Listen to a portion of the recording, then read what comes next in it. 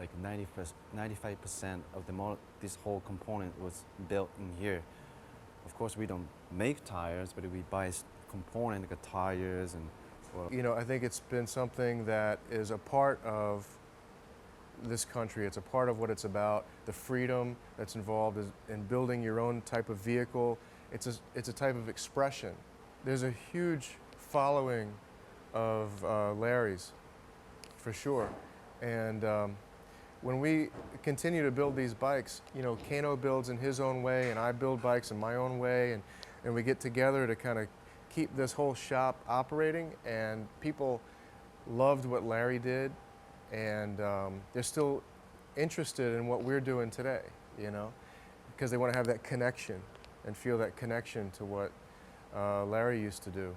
Altogether, it still continues to kind of represent Larry's name and represent what he, you know, enjoyed doing and what he had fun doing, and people like to still see it out there. Pull